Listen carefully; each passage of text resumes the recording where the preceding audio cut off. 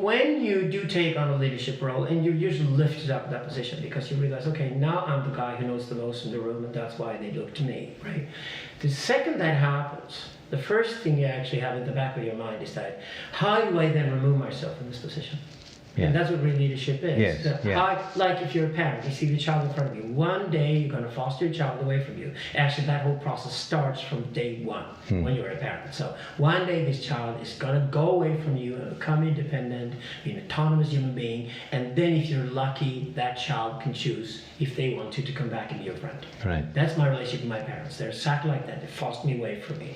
So I learned from them that this is what leadership is all about. This is what teaching is all about. It's like you start teaching, it's like you're at your best almost when it's almost dreaded to teach. It's like it's kind of something boring with it, but you just do it. Yeah. And that's when you're really brilliant. That's a lot of people that want to be teachers. They're a little bit scary. I mean, oh yes. You know, I fairly quickly burned out that wanting to be a teacher, and then I was kind of forced, like, no, keep teaching, burn through that, keep teaching.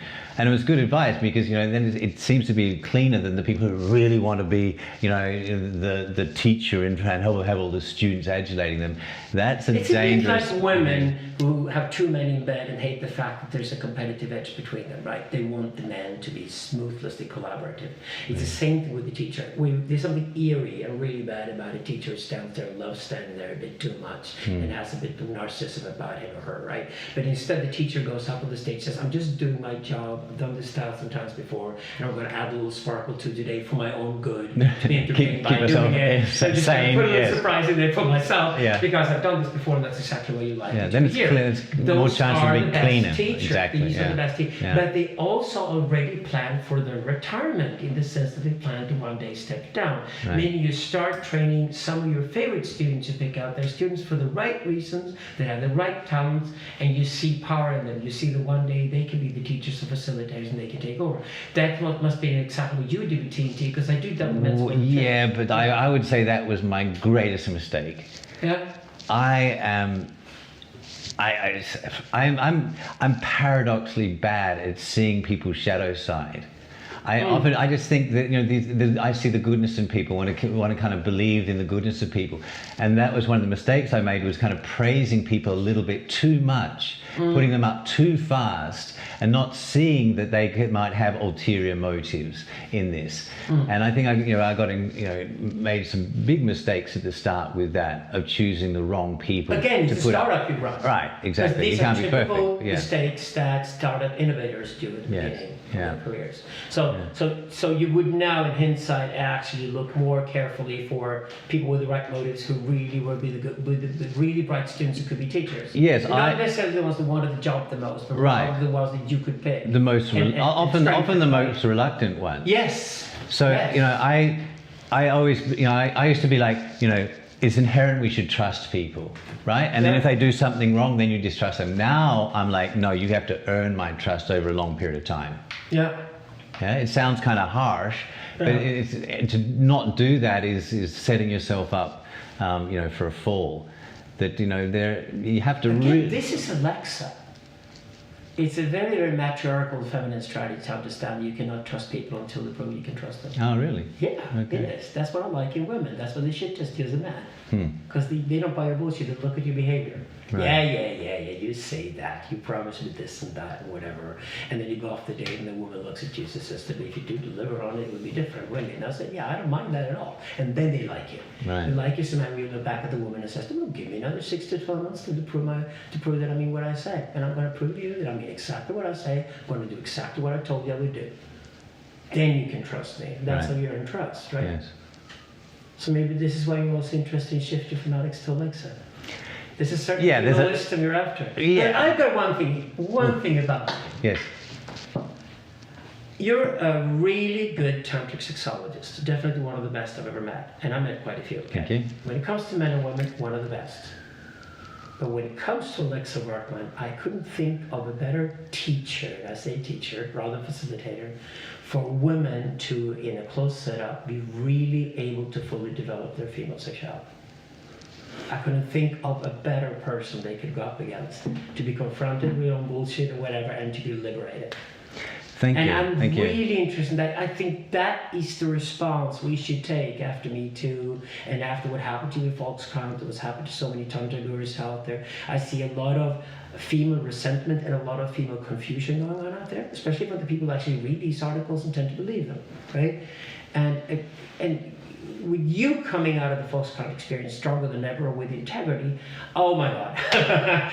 You must be teaching in front of women in that sense. I mean, you must be thinking it already. Well, you're reading my mind. You're reading my mind very well. I mean, Alexa Vartman is not about you. Alexa Vartman is about so much more. It's about exploring the female mind from a person who's been a man for so many years and really understood fully what it From a is. masculine perspective, internal, which I think is kind of interesting. Yes. So you're Yes. totally right. You read my Yeah. mind. I mean, I've been playing with this idea for quite a while now and quite a few people, especially the women, because we don't have a women's group right now.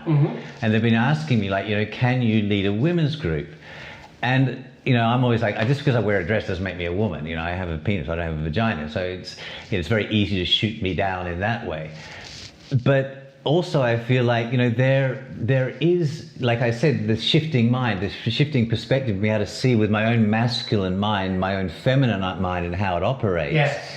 And to explain also to women how to relate to men, like we have the men's workshop is we relate to the destructive feminine patterns, right?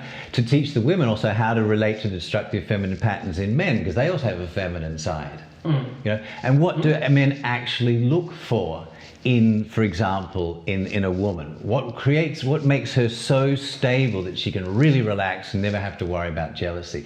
So I had a couple of points just off the top of my head, and these are really controversial because I'm kind of like, God, if I do that, a lot of women might hate me if I do that. Well, they do hate the bitch. They do hate the matriarch. Right. But they still love it. I'm kind of like, do I really want to deal with that? The tribes I've studied is an older woman. She's over 50. She just left the reproduction cycle, but she understands both men and women. That's exactly why she's positioned where she's at. Right. But she doesn't care what the younger women think of her because she's just focused on giving them what's best for them. Right. And then finally they learn to trust her, and then they adore her. Right. Yeah. So don't worry about that. Don't worry about that. I see the sexual matriarchy, definitely. But go on, please tell me what you're planning. Well, here's just like two things off the top of my head, right? Yeah. Let's say, for example, I ask a lot of women, and I always try and get the words out of their mouth. For example, I say to them, how much of your time in your relationship are you asking the question, does he love me?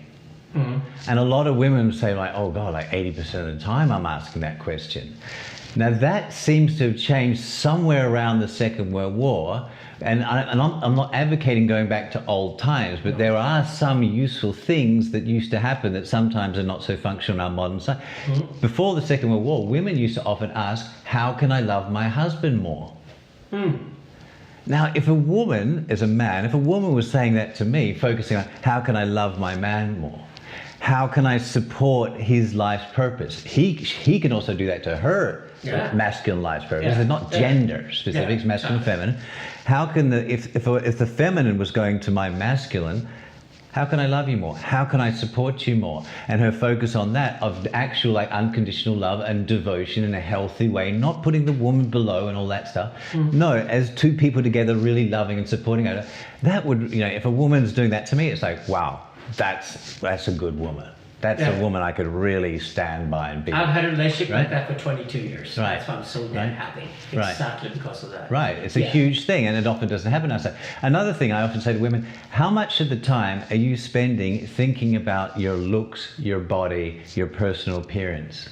And most women, ask your friends, most women seem to say about 75% of my free thinking time, I'm thinking about my looks.